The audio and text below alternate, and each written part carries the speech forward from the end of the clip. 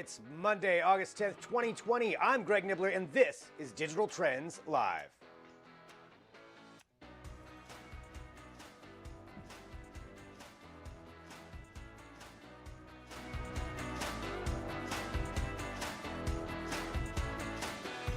Hello, everyone. Welcome back to Digital Trends Live. I'm Greg Nibbler. Again, thank you for joining us wherever you are. We do appreciate it. Of course, we broadcast live here every weekday, 9 a.m. Pacific, noon Eastern, bringing you trending tech headlines, news, interviews, discussions, and more. Okay, we are live here right now. So again, thank you everybody for joining us. So let's get started here with some news. Let's start with some trending news here. So Twitter has reportedly jumped into the TikTok buying mix as a potential suitor for the social media platform. So to recap, bring us up to speed, TikTok is being forced to sell its US-based operations via an executive order from Donald Trump. So there's a potential countersuit from TikTok that may be aimed at that, but it's not a surprise that multiple companies want to get in on the action of buying the social media platform, since TikTok has about 85 million active users on its platform alone. Now, Microsoft has been most prominent in public, the most prominent in public company to state they'd like to buy TikTok. They could somehow combine TikTok and LinkedIn, or utilize the data that TikTok gathers, or any continuity as that. But they set a self-imposed deadline of September 15th to complete the purchase. Now, Twitter would have to raise a substantial amount of money to join into that mix. TikTok's assets are valued at about $29 billion, which is about the same price as what what Twitter is actually worth. So that's a lot of money to raise. But it would be interesting to see Twitter bring back a short video sharing social media site to its platform, since it already had one in Vine. Now, it also shut Vine down a few years ago, very famously, and a lot of those users went to TikTok. So reuniting would be interesting. There's been rumors even that Apple may want TikTok as well, but nothing is official, of course, and you just know that Amazon wants to get in so bad. They probably won't. That's just a rumor. I have no idea, but I would guess Amazon would want to too. But you can follow along with all of this at digitaltrends.com, and more on the TikTok lawsuit here in just a few minutes. We'll have the details for that. Let's continue on here with trending news. Dara Khosrowshahi is the CEO of Uber, and he posted an op-ed in the New York Times calling for a benefits fund for gig workers. So let's give a little bit of context here. There's a legal battle going on in California right now, which would completely change how the gig economy works. And this all hails back to a law that was passed at the beginning of the year. It would have been a very major news story over the last few months, but there's been a few things overshadowing it. So the law is called AB5, and it calls for Uber, Lyft, and other gig economy employers to classify their workers as employees instead of contractors, which would mean full-time wages, benefits, and everything that comes along with a regular employee job. Now, Uber and Lyft have countersued, and they're now facing a possible injunction from the California Attorney General for failing to follow the new law. But here's where this comes in. So the Uber CEO is proposing a different solution, which would be a benefits fund that the gig economy contractor would then use in the way they see fit. So an Uber or Lyft contractor would then be able to apply this fund to either medical benefits or paid time off. And Khosrowshahi also hosted a Zoom AMA meeting with these drivers as well, kind of going over how this would work. The bottom line, though, is this: even with an injunction, applying the new rules to their business is going to be complicated and messy. So whatever happens in California will almost certainly start happening nationwide, and that's why this is a very big story to follow as far as what does shake out from this. So we'll know more action here imminently, probably from either California, the Attorney General, or whatever Uber and Lyft do, since they are the two big ones. But keep in mind, this is DoorDash, Postmates, all these other services as well that are gig economy employers. So it's an important one. You can follow along with everything at digitaltrends.com. Continuing on here with some more trending news. Let's talk about the Xbox. Now, we both know that the platform wars are coming up between both PlayStation and Xbox. There are new consoles that are going to be coming out here later on this fall. We've seen what the Xbox Series X is going to look like, but now we've got some details on the other one, and that is the Xbox Series S. So here's what happened. A Twitter user by the name of Zach S was able to purchase a controller on a resale site. When it arrived, it said on the side of the box that it works with both Xbox Series X and Xbox Series S consoles. Now, the Series S is just rumored right now. It's not something that's been announced by Microsoft, but it's rumored to be a cheaper version of the new Xbox Series X, kind of a more streamlined one. And there was even a document leaked in June that gave the codename Lockhart to this console and allowed developers to create games to some specifics that were outlined. It's thought that Microsoft will be having another event this month and possibly unveiling the Microsoft Series S at that time. And it probably would have a lot to do with the potential bundle of the console and a subscription to Xbox Game Pass Ultimate, all going towards the streaming side of things. Now, of note, Sony still hasn't shown us what the PlayStation 5 is going to look like, and I want to see that. But nonetheless, we know what the Series X looks like. That could be the Series S that could be announced later on. You can read more about Microsoft and the Xbox launch at digitaltrends.com.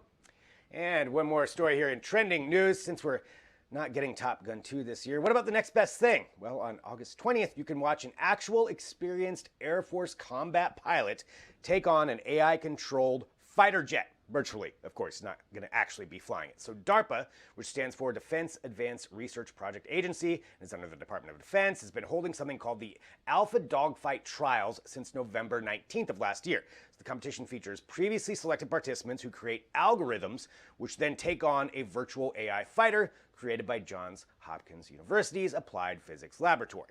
So there's been 2 trials so far, and the third one's going to take place between August 18th and August 20th. It's going to be streamed publicly so you can watch it, and it'll culminate in a round-robin tournament which will declare one AI the champion. Then that champion will take on an Air Force fighter pilot who will be flying a virtual reality F-16 simulator against it in a dogfight. Now, the stated goal of the entire program isn't to train AI that would directly replace humans in air combat, but to increase the trust that human pilots would have in an AI partner machine that could fly with them.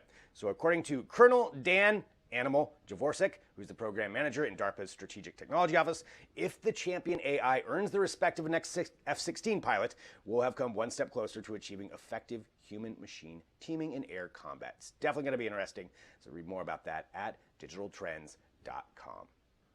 So continuing on, certainly TikTok is in the news for a number of different reasons, but now there may be a lawsuit on the way. Let's get a little bit of context with that and explain what's going on. Joining us, we've got Maya Schwader to walk through this whole debacle that is going on with TikTok. Maya, hello. Where should we start off with this to give some explanation here? Oh gosh, well, so as you said, they've been in the news for a little while, and it all came to a head at the end of last week when the Trump administration did in fact enforce this long-threatened executive order saying that they were going to ban TikTok from the U.S. if they did not find a way to sell their U.S. operations to an American company in 45 days. Now, we've got a little more than a month left until the September 15th deadline that the president has set down. And it looks like things might be okay, but it's bringing up all sorts of questions about, can the president do this? What does this mean for TikTok? What does this mean for people who have made their livings on TikTok? All sorts of just questions that are up in the air. So we've got this executive order that was issued. And then what we're looking at possibly tomorrow is a countersuit coming from TikTok saying, this is not okay. We were given no notice. We were not given a chance to defend ourselves. We were not given a chance to show that we are not, in fact, doing any of the things that the Trump administration is accusing us of doing, which, to remind everyone, there were a lot of national security questions surrounding TikTok because it is owned by a Chinese company, ByteDance. And so there were questions of whether ByteDance was passing TikTok's users' information to the Chinese government. This is something that TikTok has firmly denied. They have given us statements saying, we absolutely do not pass information to the Chinese government. We would not do this. And they have pointed to the fact that their CEO is an American, their chief information security officer is American, and he has decades of experience in U.S. law enforcement. They say that they keep their servers in Virginia with a backup server in Singapore, basically trying to very much distance themselves from their parent company. So we've got this countersuit coming in, we think possibly tomorrow, and still lots of questions swirling about what the future of this extremely popular app will be. So when you look at this, and as this, a potential countersuit and everything that's going on with this debacle, I think one thing that a lot of people are trying to understand too is, since this is such a big company, is this even legal for something like that? For an executive order to say you have to sell this portion of your company, is that something that legally the administration has standing on? Right. So as far as we can tell, the answer is yes-ish. So there's this branch of the U.S. government called it's CFIUS. It is I'm just trying to find the actual long name of it. It's a branch of the government that basically determines whether or not foreign investment and foreign acquisitions of US companies are legal, whether they're okay. And the president cannot unilaterally make decisions about what companies are okay and not okay to invest in US companies or purchase US companies. But basically, through this arm of the government, he can control what companies come in and out of the US sort of obliquely. He does have the authority to, through this, prohibit any mergers, acquisitions, or takeovers that he determines threaten national security. Now, last week, there was a letter that was leaked to the press that the CEO of ByteDance, again, TikTok's parent company, had written to his employees explaining the situation, in which he revealed that this arm of the US government had basically deemed that their purchase of TikTok's predecessor, Musical.ly, was not okay and that they were going to be forced to sell it. So that's a bit of the legal situation that we're looking at. The executive branch of the US government can't force a sale, but they can invoke this national security concern about, oh, yes, we think that there might be problems here, so this isn't okay and you have to sell this, which is what TikTok is facing down right now. Wow, it is so complicated, and I can only imagine over the next couple of days, too, and whatever happens today, it's just going to get more and more crazy what's going on here, but a lot to follow along with. And Maya, that's why thank you so much for joining us. Yeah, to try to explain this out a little bit more. I know we've got some articles up too that'll also help everybody kind of follow along with the social media soap opera that's happening right there. Maya Schrader, as always, thank you so much. Of course. All right, that was Maya Schrader here, joining us here on Digital Trends Live. And again, thank you, everybody, for joining us wherever you are. We appreciate it. We are broadcasting live here every single day. We've got more coming up and a very important conversation coming up next. Let's just do this. We're going to take a quick break. We're going to come back. We've got Crystal Thomas, so stick around, back in a minute with more Digital Trends Live.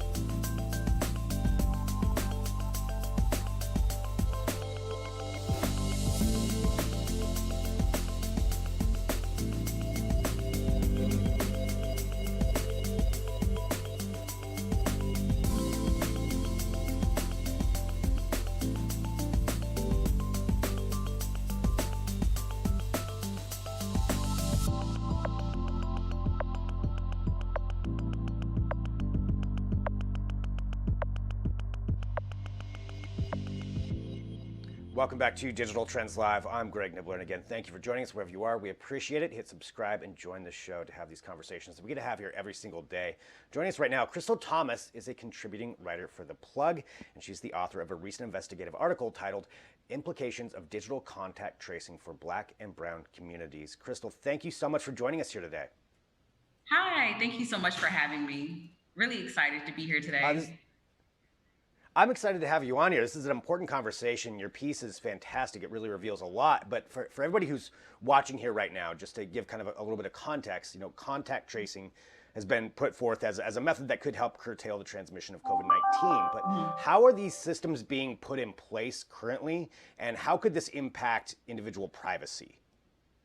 So currently, there are two technological frameworks that are currently being utilized throughout the globe.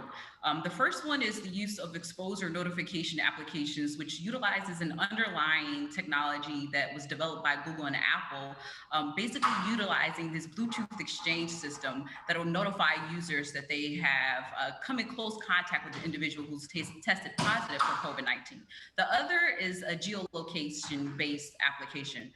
But the most utilized application that is going to be widespread throughout the United States and across the globe is exposure notification applications. And what actually occurs with this system is that it basically keeps privacy in mind, and that it is a decentralized repository where the information will be stored locally on the individual's phone, not in a centralized repository, and it'll be anonymized data that'll be collected and aggregated to give a full picture spectrum for public health authorities. So going from that and talking about this anonymized data, I guess if it is anonymized, are there still data privacy concerns that go along with this? And more importantly, I guess to get into some of the context of your article, how is this affecting Black and Brown communities? Well, the bigger idea around this is that we're really looking at the privacy of individuals and communities of color when it comes to their overall aggregation, specifically in the context of protesting police brutality, right? How is this information being collected? Who has access to this information? And then what uses will it have? And will this information be sunsetted at some point? So when it comes to Black and Brown communities, we are seeing massive swaths of people taking to the streets, protesting against police brutality and fighting for racial equity. And the underlying thing is, how can this technology, when it comes to disadvantaged communities who are disproportionately overlooked by the technology, can also be unduly targeted by it?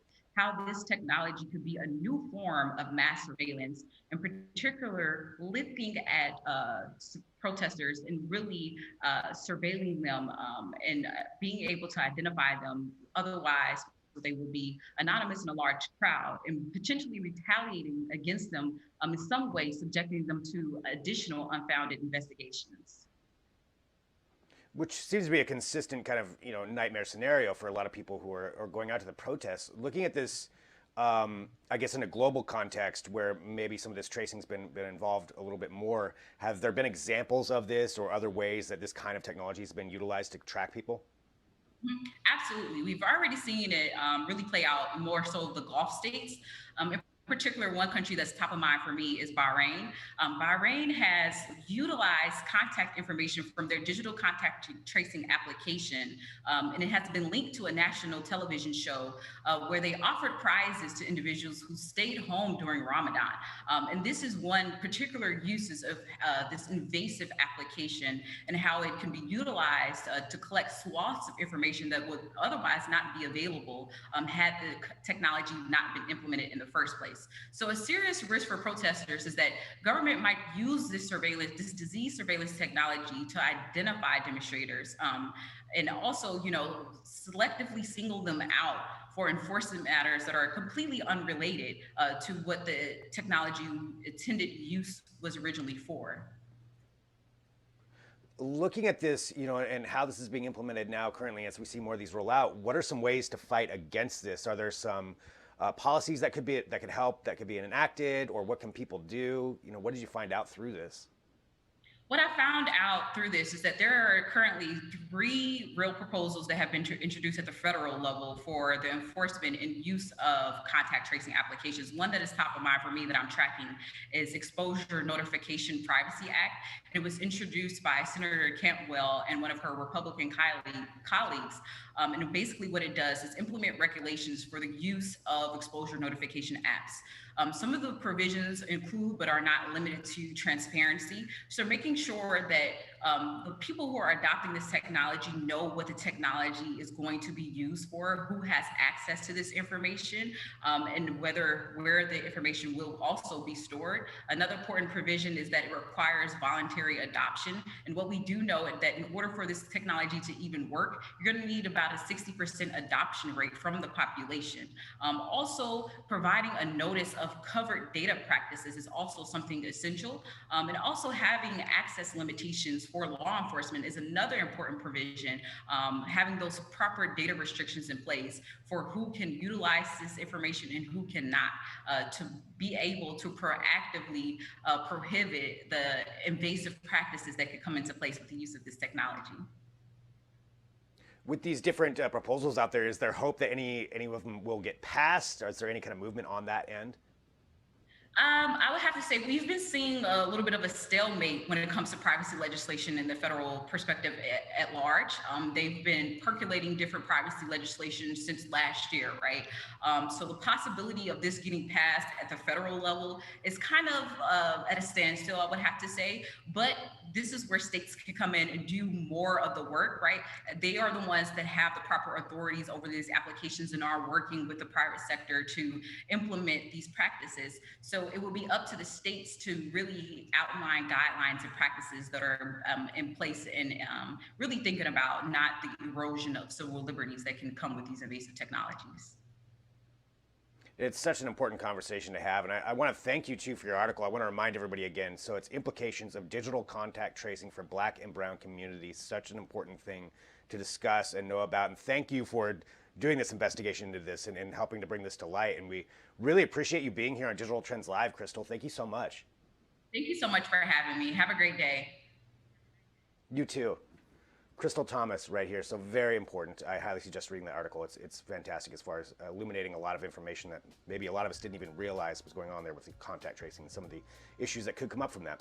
All right, we need to take a break because we continue on here with Digital Trends Live. Up next, we've got Drew Prindle for awesome tech you can't buy yet. Stick around back here in a minute with more Digital Trends Live.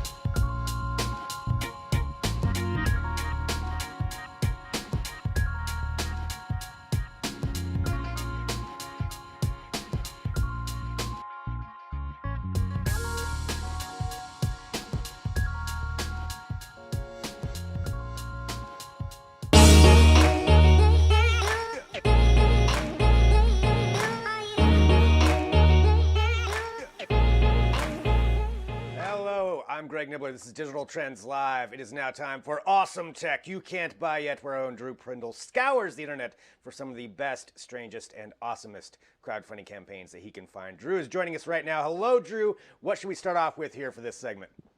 Let's talk about the camping gear, the Pinnacle Pro, this amazing modern high-performance stove. Just because it's summer, it's camping season, I think this is something that people are going to be particularly interested in just because of the time of year that we're in right now. But this thing is amazing. So you remember those kind of dumpy, like Coleman suitcase stoves that are still out there for some reason?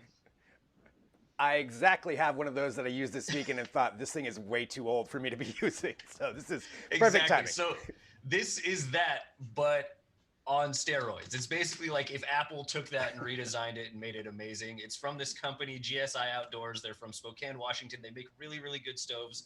And this is their first kind of like bigger camp stove thing. It's amazing. So first of all, it's super slim. It's only like 1.4 inches thick. So it'll fit in your trunk really easily. It won't take up a ton of space. It's really lightweight as well.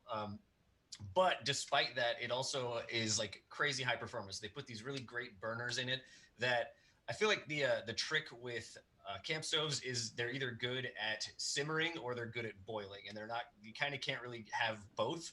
It's either like it's just to boil water and that's all this thing does, or it's kind of a stove and it's not really good at boiling water quickly. They put like these amazing 11,000 BTU burners on there, and it can kind of do whatever you need it to. It's also got these nifty cutouts so that the pan, you can swivel it and the arm doesn't hit there. So yeah, it's really just a really well thought out, well designed camp stove. Yeah, this thing actually looks awesome. So it's and GSI, I am aware of that company. They are a good, solid company. Let's see. So it's got 23 days to go. It's well overfunded. So everybody wants one. I think everybody is camping a lot more this summer for some reason, some weird reason. But yeah, $175. That's not bad. Yeah, it's a little steep, but honestly, something like this, it's going to be much more convenient, much nicer to use than your Coleman camp stove, and it'll probably last for quite a long time. So it's an investment in nicer gear, and you're never going to regret that. Yeah, 100%. All right, going on from that one, what's the next one you want to hit? All right, we got to talk about the WonderSpray, which is such a hilarious name. It's so they call this thing a portable butt shower, which is the most ridiculous. I mean, they just get right to the point. Yeah, it's basically a portable bidet, but for some reason they felt compelled to call it a butt shower. But really, it's pretty self-explanatory. It's a little like canister that you can fill up with water, and it like pressurizes it, and you carry it around, and then when it's time to go to the bathroom and clean up, you just I guess stick this thing between your legs and hit the button and hope that your aim is good and it'll bidet you up, I guess.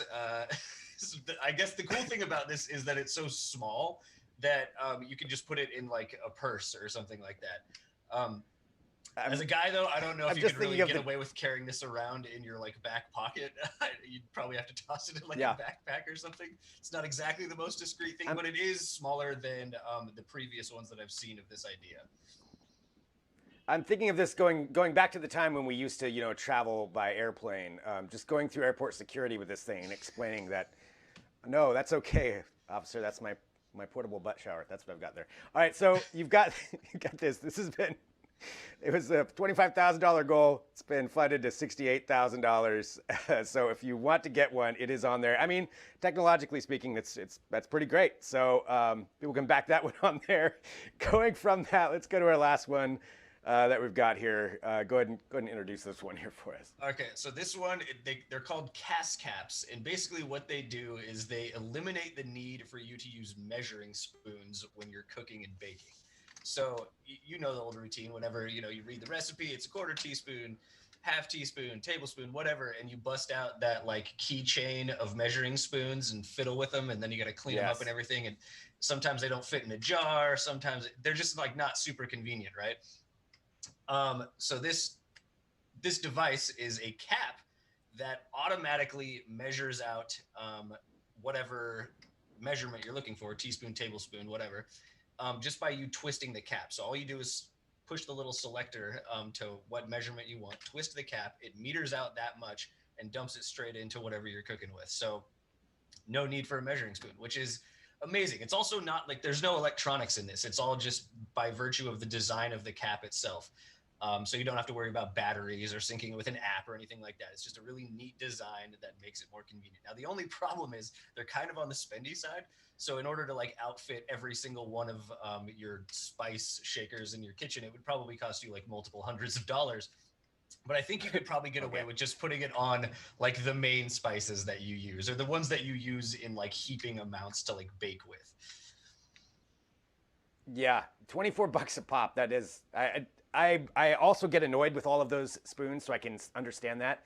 I would have to get really annoyed to go for that far, but yeah, buy one and use it on all of them. I mean, just take it off and pop it on the other ones. That's probably what I would do too. And then you'd have garlic flavored sugar or something like that.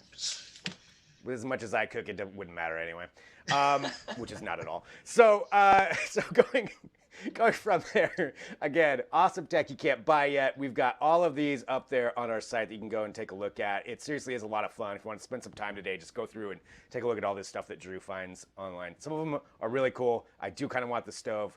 I'm going to pass on the second one. Maybe I'll get the spice shaker. But going from there, all right, Drew Prindle, as always, thank you so much, sir. Yeah, see you around. All right, awesome tech you can't buy yet. Check it all out there at digitaltrends.com. All right, taking a look at what we've got on tap tomorrow. Let me just say this. We're going to be having a show here for you. So we are here every single weekday, 9 a.m. Pacific, noon Eastern, bringing you trending tech headlines, news, interviews, discussions, and more. And that is what we will bring you tomorrow. So hit that subscribe button, whatever platform you're on. Maybe get the notification when we go live. You can discuss amongst yourselves the different topics that we bring up. And we appreciate it a lot if you'd share the show, let other people know about it. All right, I'm Greg Nibbler. I'll be right back here tomorrow with another edition of Digital Trends Live.